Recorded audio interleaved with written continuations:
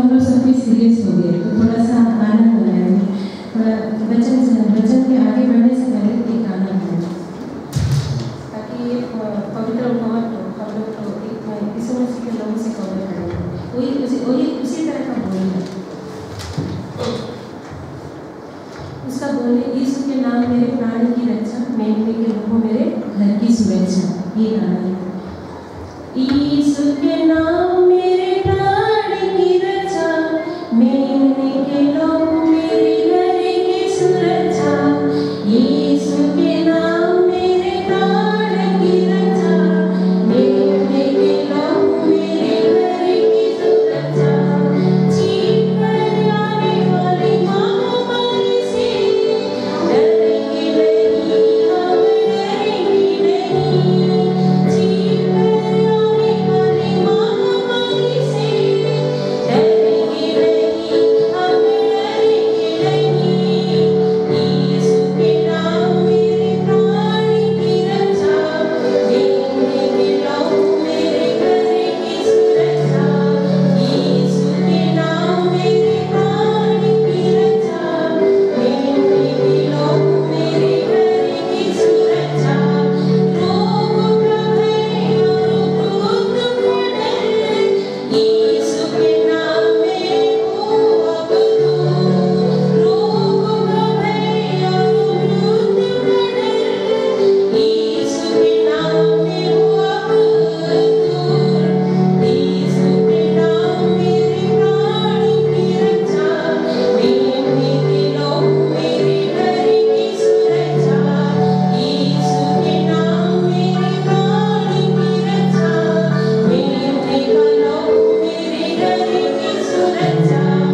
विपत्ति कोई हम ना पड़ेगी, तेरे के निकट दुख ना आएगी। विपत्ति की कोई हम ना पड़ेगी, तेरे के निकट दुख ना आएगी।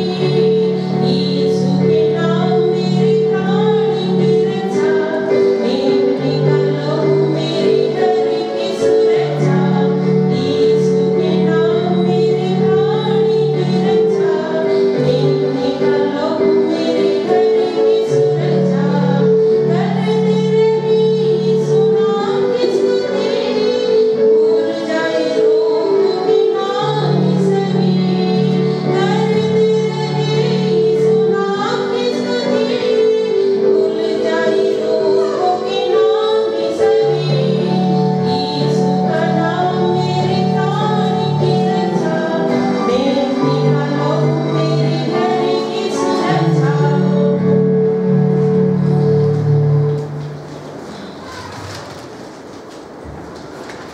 बच्चों में जाने से पहले एक छोटी सी दुआ करेंगे। प्रभु जी, मैं आपको धन्यवाद देती हूँ प्रभु जी, आज सुंदर सा दिन के लिए हमें मौका दिया। आपका वचन आज का वचन हम सुन के फैला सके प्यारे प्रभु जी, हमें इस योग्य समझा, इसलिए हम आपको धन्यवाद देते हैं। पवित्र आत्मा को हम वेलकम करते हैं प्यारे प्रभु जी, इस भवन तक कोई ऑब्स्ट्रक्शन ना आए प्यारे प्रभु जी, ताकि हम जो कुछ भी वचन आज हम सीखेंगे प्यारे प्रभु जी, शुरू से लेके अंत तक हमारे साथ रहना, हमारे दिल की गहराइयों को, हमारे हृदय को खोल, हमारे कानों को खोल, ताकि हम आपके वचनों को पूरा हृदय से सोच सके और अपने जीवन में उसको लागू कर सके। इस तरह का बंदे होगा। मांगने से पहले आप सब जानते हैं प्यारे प्रभु जी, सारी महिमा और आशीषों के लिए आपको धन्यवाद देती हूँ। इस छोटी सी प्रार्थना आपके मीठे नाम से मांगते सुंदर सुंदर जीवन कीजिए, आमीन। आज का जो वचन मैंने आज का वचन जो सिलेक्शन किया हुआ है वो है लुदिया के बारे में है। लेकिन लुदिया के बारे में जाने से पहले मैंने इसीलिए 16 का 6 से लेकर 15 तक लिया, ताकि हम डिटेल में जाएंगे। यहाँ पर जो हम पढ़ेंगे वे फुगिया और गलतिया प्रदेश में से होकर गए, और क्योंकि पवित्र आत्मा ने उन्हें एशिया में वचन सुनाने के लिए मना किया। यहाँ पर हम देखते हैं पौलुस जो वचन सुनाने के लिए ये वचन बढ़ने से पहले मैं ये कहना चाहूँगी कि जो लोग पवित्र आत्मा से भरे रहते हैं तो उनको पवित्र आत्मा क्या करता है ना, गाइड करता है। हमें क्या करना है, कहाँ जाना है, वो हमें गाइड करके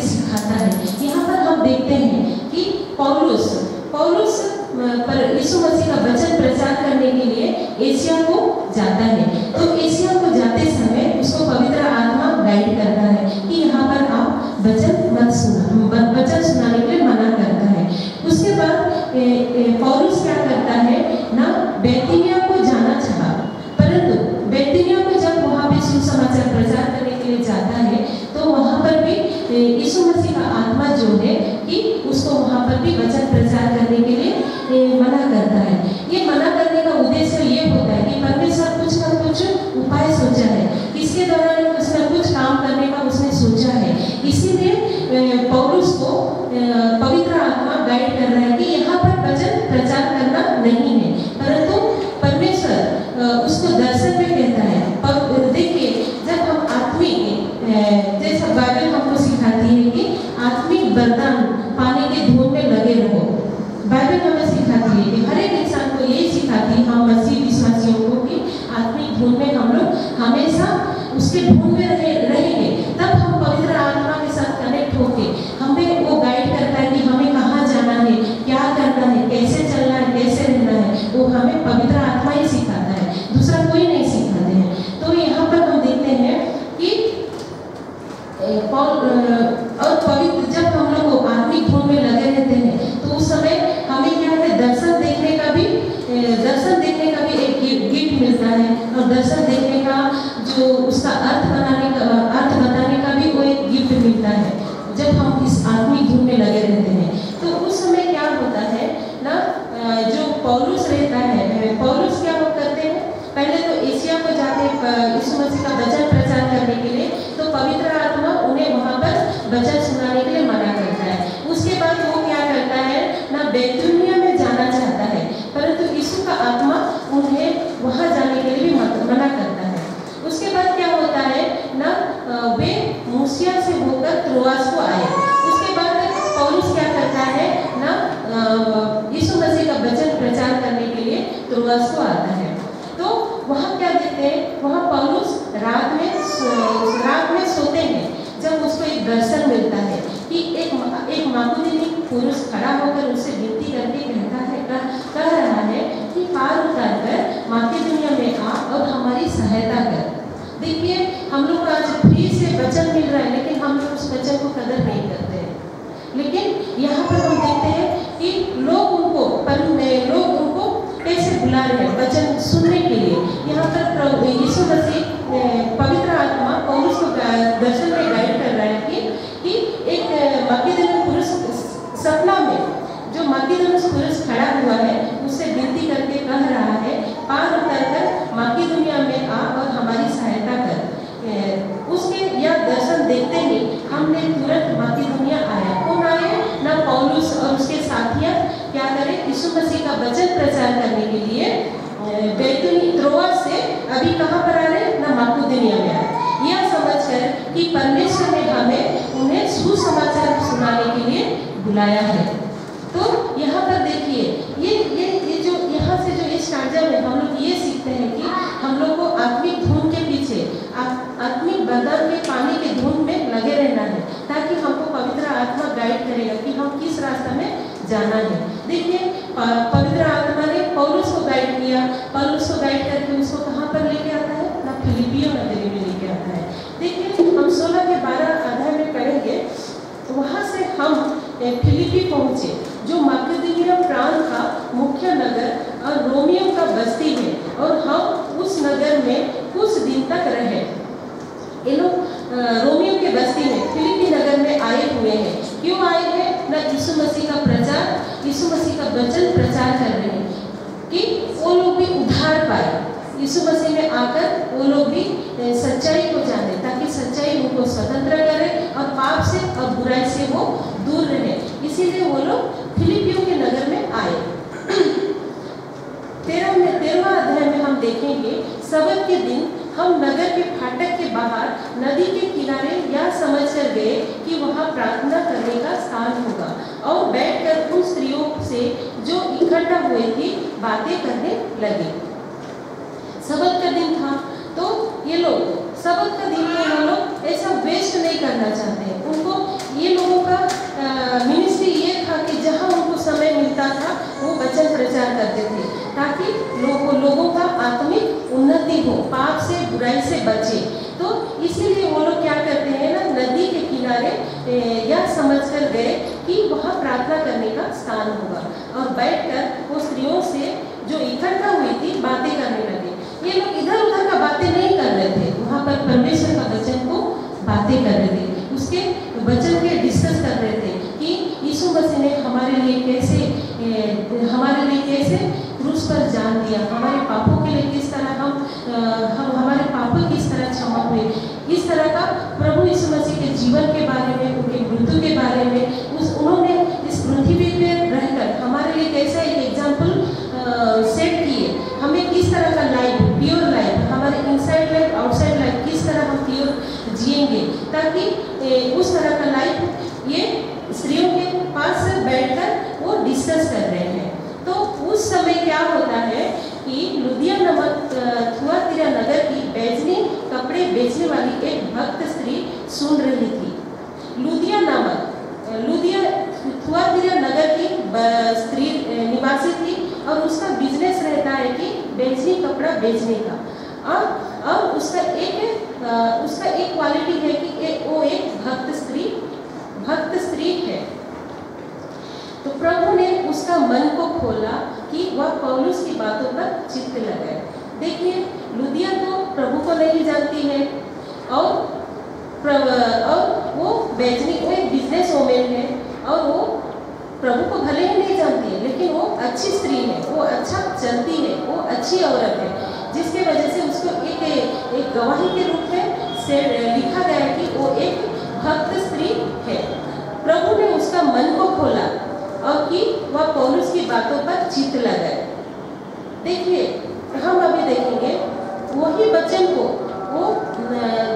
ये जो वचन सुनी, वो स्त्रियों को जो बता रहा था पौलुस, वो वचन को लुदिया क्या करती है, ध्यान लगाकर सुनती है, और उसको जब वो ध्यान लगाकर सुनती है और उसको अपना मन में भी ग्रहण करती है, तो उस समय वो क्या करती है, ये वचन जो हम लोग सुनते हैं, आज हम यहाँ पर वचन सुनते हैं, वो वचन हम दूसरों को शेयर नहीं करते हैं, परंतु यहाँ पर लुदिया का एक क्वालिटी क्या है कि वो वचन सुनती है, उसको मन में ग्रहण करती है, और वो क्या करती है ना, वही वचन लेकर उसके परिवार वालों के लोगों को सुनाने लगती है।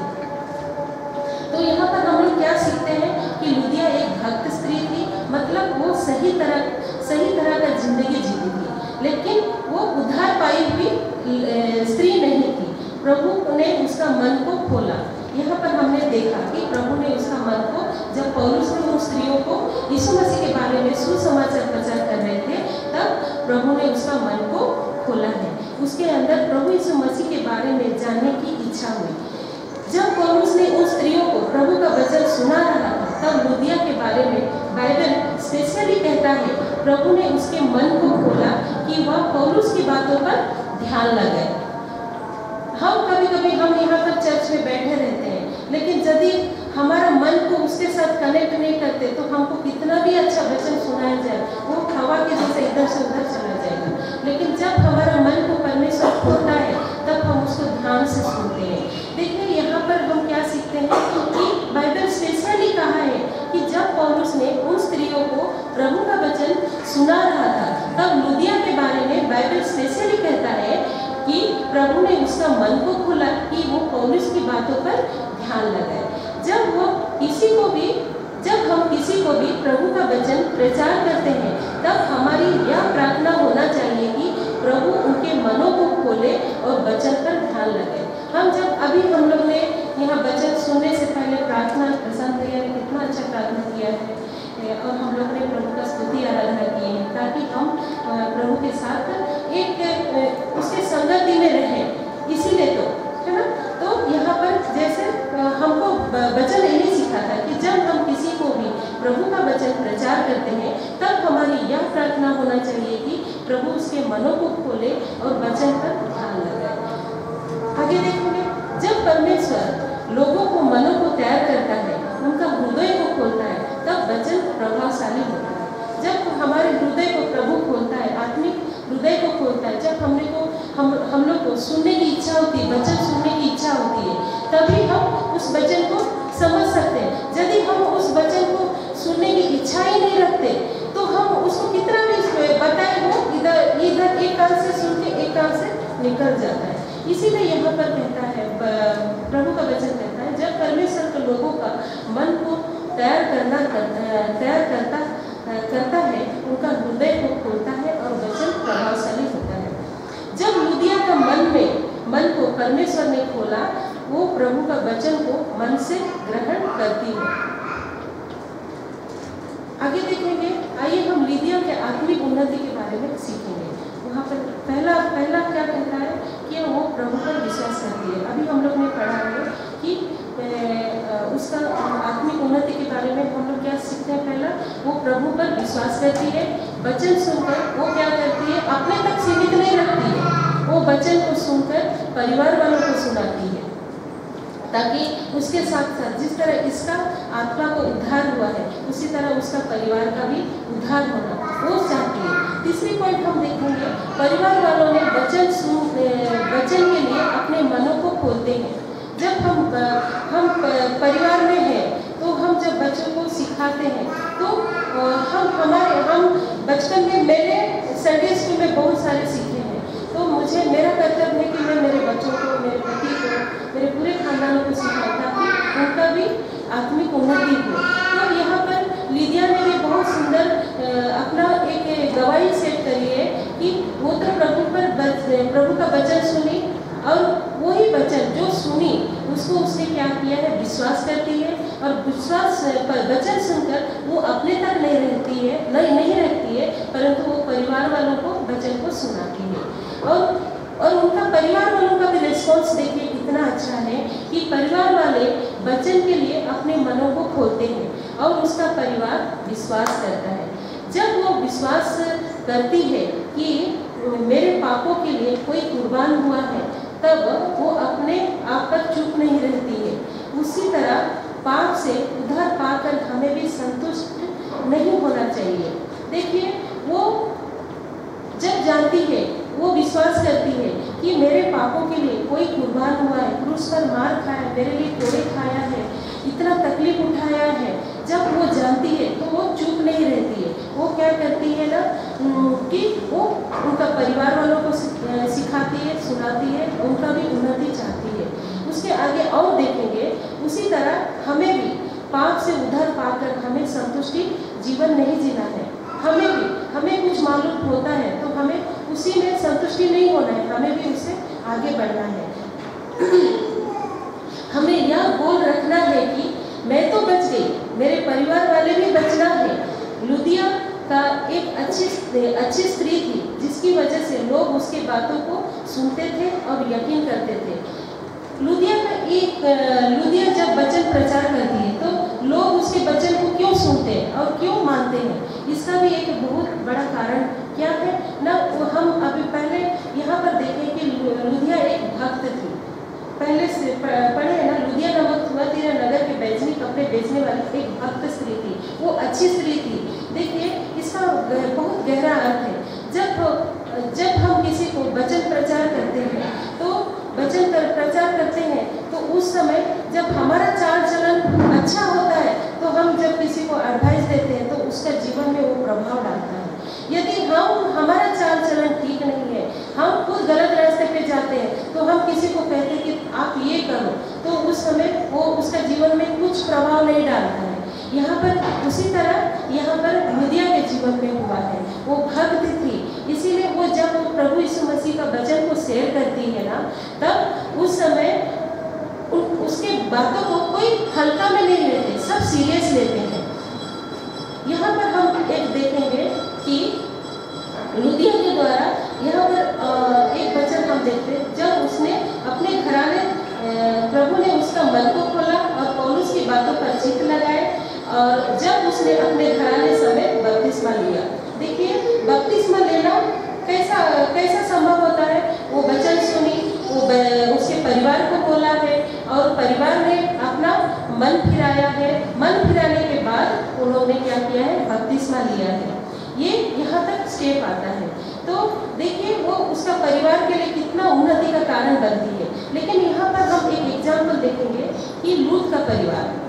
लूत के पास एक बार स्वर्गदूत आकर कहता है, इस जगह को छोड़कर तुम्हें जाना है, कारण सादोम और अमोरा का परमेश्वर नाश करने पर है।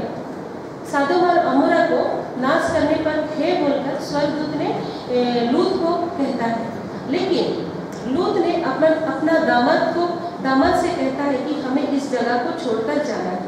लूत के दामाद उसके बातों पर सीरियस नहीं लेते।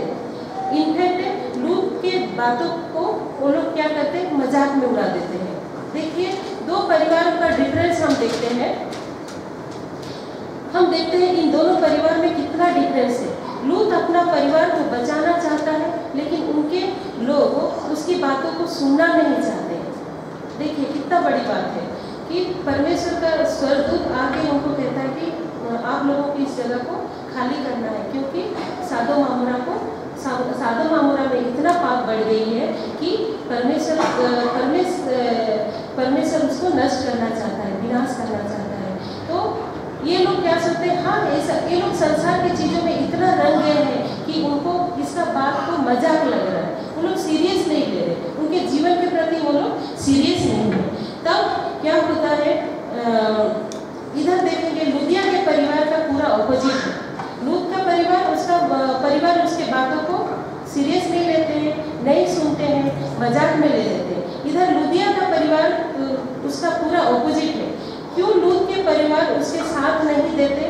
क्यों लूत का परिवार लूत का परिवार अपने परिवार वालों को कहता है कि स्वर्गदूत आकर इस नगर को नाश करने पर है, इस जगह को हमको छोड़कर जाना है बोलकर जब स्वर्गदूत लूत से कहता है और उसका परिवार वाले साथ नहीं देते। क्यों नहीं देते? क्योंकि इसका भी बहुत बड़ा गहरा अर्थ है। क्योंकि लूत ने अपने जीवन में ऐसा कोई गवाही नहीं रखा, अच्छा गवाही उसके जीवन में नहीं है। इसके वजह से वो लोग उसका बात को सीरियस नहीं लेते, उसका बात को नहीं सुनते हैं। यहाँ पर हम देखेंगे लूत के जीवन में अपने खुद के लिए ऐसा कोई गवाही नहीं थी जो उसके दामाद उस पर विश्वास करे। यहाँ पर इधर लूदिया के परिवार में देखेंगे, लूदिया के लिए उनकी गवाही या थी।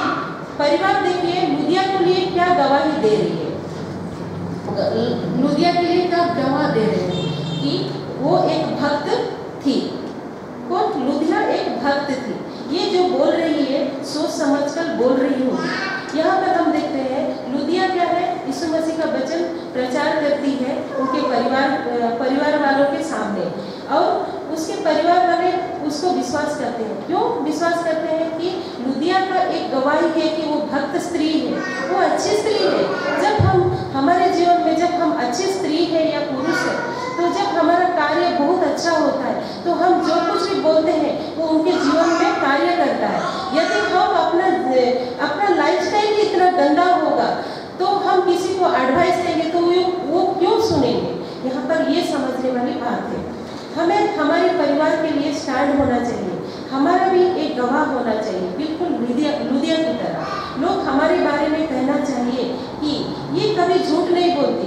हमारे जीवन में भी लोग हमको देखकर ये बोले कि ये स्त्री या ये पुरुष या बहन या ये भाई कभी झूठ नहीं बोलती, ये मिर्च मसाला लगाकर बाहर कुछ भी नहीं बोलती। हमारे बारे में लोगों के पास अच्छी गवाही होनी चाहिए। यहाँ से हम ये सीखने को मिलता है। तब जाकर हम वचन को सुनाएंगे। जब हम वचन सुनाएंगे तब वो वचन प्रभावशाली होगा। यदि हमारे जीवन में अच्छा गवाही ही नहीं है, तब जब हम वचन सुनाएंगे वो वचन कभी भी प्रभावशाली नहीं होगा। आइए हम दूसरा पॉइंट पे जाएंगे, लूदिया का आत्मिक बातों की बढ़ोतरी। उसने तो अपने कर्मों के द्वारा एक स्टेप हम लोग गए कि वहाँ पर पहले हम लोग क्या देखे, लूदिया के आत्मिक उन्नति के बारे में हम लोग सीखे। अभी दूसरा पॉइंट में हम क्या देखेंगे, लूदिया की आत्मिक बातों में किस तरह उसने बढ़ोतरी करी है, हमारी बातें कैसे रहना चाहिए। तो यहाँ पर उसने अपने आत्मिक बातों की बढ़ोतरी के बारे में बाइबल हमें क्या सिखाती है ये हम सीखेंगे। देखिए यहाँ पर 15 पद में इस प्रकार से लिखा है, जब उसने अपना घराने समेत बपतिस्मा लिया तो उसने हमसे विनती की। किससे विनती की? पौलुस से विनती की है कि यदि तुम मुझे प्रभु की विश्वासिनी समझते हो तो चलकर मेरे घर में रहो, और वह हमें मनाकर ले गई। देखिए यहाँ पर भी बहुत बड़ा गहराई है। यदि तुम मुझे प्रभु के विश्वसनीय समझते हो तो चलकर मेरे घर में रहो। देखेंगे वो पौलुस से विनती करती है, पौलुस और उसके साथियों से विनती करती है, रिक्वेस्ट करती है। यहाँ पर हम देखते हैं उसका मन बहुत अच्छा है, उसका मन बहुत साफ है, पूरा प्योर है लुदिया का। यहाँ पर हम देखते हैं उसका मन बहुत अच्छा है। वो चाहती है कि उसका घर प्रभु के राज्य के लिए इस्तेमाल हो। देखिए वो वेलकम कर रही है ना प्रभु के दासों को। तो यहाँ पर हम ये सीखने को मिलता है कि उसका घर प्रभु के राज्य के लिए इस्तेमाल हो। उसके घर में प्रभु के लोग आए, विश्राम करें, खाना खाए, फिर सेवा करें, प्रभु के बातों को वचनों का डिस्कस करें, अतिथि सत्कार के लिए वो हमेशा तैयार है। यहाँ पर ये वचन से हम लोग सीख मिलता है। तो आइए हम अपने जीवन के बारे में देखेंगे। कभी कभी हम लोग भी विश्वास करते हैं, प्रभु का वचन जब हम सुनते हैं हम विश्वास करते हैं और उसी में संतुष्ट हो जाते हैं। हमें ऐसा होना चाहिए कि प्रभु का वचन हम लोग सुने, थोड़े में ही हम लोग संतुष्ट हो गए, आगे बढ़े नहीं, हम आगे वचन को सुनाए नहीं, सिखाए नहीं, किसी को आत्मिक उन्नति के लिए उनके लिए हम लोग सोच नहीं बने। ये क्या सही है? हमें ऐसा नहीं करना है, क्योंकि लिदिया दूसरे जात की थी, वो मसीह नहीं थी, फिर भी उसने कितना बड़ा स्टैंड लिया है। यहाँ से हम देखते हैं। तो हमारे जीवन के बारे में हमें क्या सीखना है? हमें इस तरह का छोटी छोटी चीज़ों में संतुष्ट नहीं होना है, हमें ऐसा नहीं होना है। हमें हमारे घर प्रभु राज्य के लिए खोलना चाहिए। पहला पत्रस 4:9 में इस प्रकार से लिखता है, बिना कुड़कुड़ाए एक दूसरे की अतिथि सत्कार करो। इसने क्या करी है? अपना लुदिया ने क्या करी है? बिना कुड़कुड़ाए एक दूसरे का यहाँ पर हम ये सीखेंगे ये वचन से कि उसने बिना कुड़कुड़ाए हुए प्रभु के लोगों को सत्कार करती है। वो अपना घर का द्वार को खोल देती है। क्यों खोलती है? कि उसका घर प्रभु के राज्य के लिए इस्तेमाल हो, उसके घर में प्रभु के लोग आए, विश्राम करें, खाना खाएं, फिर सेवा करें और प्रभु के वचनों को डिस्कस करें। और उसका मन कितना अच्छा है अतिथि सत्कार के लिए, ये हम यहाँ से सीखते हैं। हमें भी ये सीखना है। देखेंगे फिलिपियों की कलीसिया कहाँ से शुरू हुआ? ये कलीसिया लुदिया और उसके परिवार के वहाँ से ही शुरू हुआ है। ये जो फिलिपियों की कलीसिया, फिलिपियो नगर में प्रभु यीशु मसीह का जो प्रचार हुआ, वचन जो हम लोग वो देश में पूरा वचन यीशु मसीह का वचन जो प्रचार हुआ, यीशु का शुभ समाचार सुनाया गया, उसके जीवन के बारे में, उसने किस तरह क्रूस पर हमारे लिए हमारे पापों के लिए क्रूसिफिकेशन हुए, उसके बारे में जो कुछ भी हम फिलिपियो नगर में जो वो लोग इन लोगों के द्वारा ही उस नगर में प्रभु का वचन स्प्रेड हुआ है, वो हम देखते हैं। यहाँ हम और एक देखेंगे कि मैंने अभी ये कहा कि फिलिपिया की कलीसिया कहाँ से शुरू हुआ? वो कलीसिया लुदिया और उसके परिवार के वहाँ से शुरू हुआ। लुदिया के घर में प्रभु के दास लोगों का आना जाना रहा, यीशु मसीह का वचन प्रचार होता रहा, प्रभु के दास वहाँ विश्राम करने लगे। इस तरह का उसने अपना घर को खोल कर रखा अतिथि सत्कार के लिए। उनका परिवार शांति देने वाला परिवार था। उनके परिवार के द्वारा एक कलीसिया स्थापित हुआ। क्या आज हमारे द्वारा कोई कलीसिया स्थापित हो रहा है क्या? ये सोचने वाली बात है। हम लोग कितना साल से प्रभु का वचन सुन रहे हैं, लेकिन हम लोग एक स्टैंड नहीं लिए, परंतु ये लोग नए आकर ये लोग स्टैंड होते हैं और देखिए कितना जन का उन्नति का कारण बनते हैं। हम यहाँ लुदिया के जीवन से हम सीखने को मिलता है। लुदिया के द्वारा पूरा यूरोप के प्रांतों में यीशु मसीह का वचन फैलने लगता है। पहले तो वो प्रभु को नहीं जानती थी, परंतु अब प्रभु पर विश्वास करने के कारण बहुतों के लिए वो क्या बनी? आशीष का कारण बनी। हमें भी इसके जीवन से ऐसा ही सीखना है।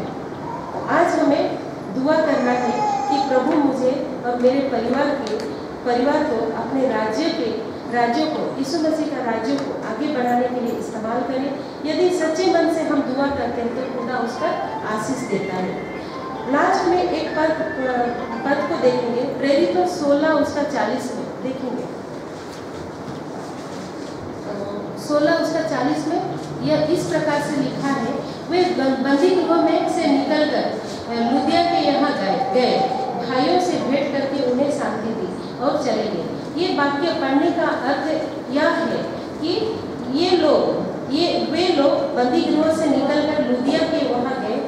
कौन लोग? ना पौलुस और सिलास।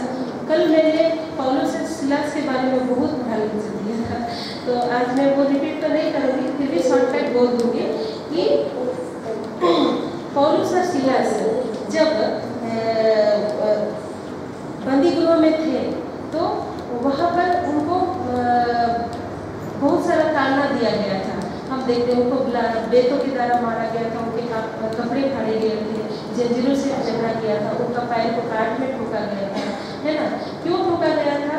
कि उन्होंने क्या किया था, एक दासी को जिसमें भावी नामक दुष्ट आत्मा रहती है और वो दासी के द्वारा उसका जो मालिक रहता है ना, वो दासी के द्वारा वो मालिक का कमाई का जरिया रहती है, उसके द्वारा उसके मालिक पेट भरते हैं। किसके द्वारा? ना एक दासी रहती है जिसमें भावी नामक आत्मा रहती है।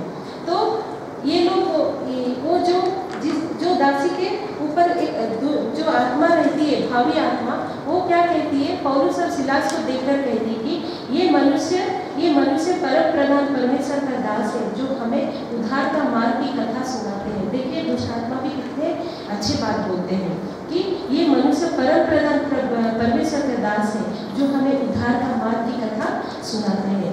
वो बहुत दिन तक जहाँ वो पौलुस और सिलास को देखता है, वहाँ वो उनको वैसे ही बोलती है। तब वो बहुत दिन तक ऐसा ही करती रही, परंतु पौलुस को ऐसे पौलुस दुखी हुआ और मुड़कर उस आत्मा से कहा, मैं तुझे यीशु मसीह के नाम से आज्ञा देता हूँ कि उसमें से निकल जा बोल के कहता है। और वो उसी घड़ी निकल गई। और वो अभी वो ये जब वो रिलीज हो गई, बोले तो आत्मा से मुक्त हो गई और फ्री हो गई, तब इसके जो स्वामी थे, उसका जो मालिक थे, उदासी के, वो लोग इनके ऊपर चिढ़ जाते हैं। और ये लोग क्या करते हैं ना, इनके ऊपर ये एक क्या बोलते हैं, दोष लगाते हैं कि तब भीड़ के लोगों ने उनके विरोध में इकट्ठा होकर चढ़ गए और हाकिम ने उनके कपड़े फाड़कर उतार डाले, उन्हें बेत से मारा और आज्ञा दी कि बहुत बेत लगवाकर उन्हें बंदी गृह में डाल दिया जाए। दरबार को आज्ञा दी गई कि उन्हें चौकसी में रखे। देखिए उसके शरीर से ये भावी आत्मा को निकालने के कारण उसको बंदी गृह में डाला गया था। तो लास्ट में मैं ये जो आपको पद पढ़ाई कि वे बंदी गृह में को ना पौलुस और सिलास जब बंदी गृह से निकलकर लुदिया के यहाँ गए। मतलब देखिए हम लोग का जीवन कैसा होना चाहिए, एक प्रभु के दास के लिए अपना जीवन अपनापन देना चाहिए। देखिए वो कहाँ के हैं, लेकिन वो दूसरे प्रांतों में आने के बाद भी, जेल से आने के बाद वो कहीं इधर उधर नहीं गए, परंतु हमारी बहन है ना वहाँ पर लुदिया, उसके पास हम जाएंगे। जो एक अपनापन रहता है प्रभु के दास को अपने लोगों के प्रति, यहाँ हम लोग को ये सीखना मिलता है। और वो लोग क्या करें, पौलुस और सिलास बंदी गृह से निकलकर लुदिया के यहाँ गए और भाइयों से भेंट करके उन्हें शांति दी और चले गए। इस आयत से हमें यह सीख मिलती है कि वे प्रभु के दास उन्हें अपनापन समझते हैं। और इस प्रांत में हमारा भी कोई है, वे उसके पास अपनापन का जो हक है, अपनापन का जो हक है वह दिखाना, वह दिखता है। प्रभु ये जो अपनापन रहता है, बंदी गृह से निकलकर वो लुदिया के पास जाते हैं। तो ये पूरे स्टोरी से हमें क्या सीख मिलता है कि हमें प्रभु का वचन सुनना है, अपने तक सीमित नहीं रहना है, हमें दूसरों को भी बताना है, उनके आत्मिक उन्नति के लिए जरिया बनना है। हमें इस तरह का जीवन बिताना है और हमें हमारे प्रति एक गवाही होना चाहिए कि हमारा जब अच्छा गवाही होता है तो हम सामने वाले को जब हम कुछ अच्छा बोलते हैं तो उसमें प्रभाव डालता है। और हमें हम स्टार्टिंग में पढ़ेगी कि आत्मिक वरदानों के पीछे हमें भागना है, उसके ढूंढते रहना है। हमें ऐसे संगति लोगों को ढूंढना है कि कभी हम लोग सांसारिक चीज़ों से कि उसके पास टीवी है, हमारे पास भी टीवी होना चाहिए, हम ऐसे सोचते हैं। हमें ये नाचवान चीज़ों के पीछे नहीं भागना है, परंतु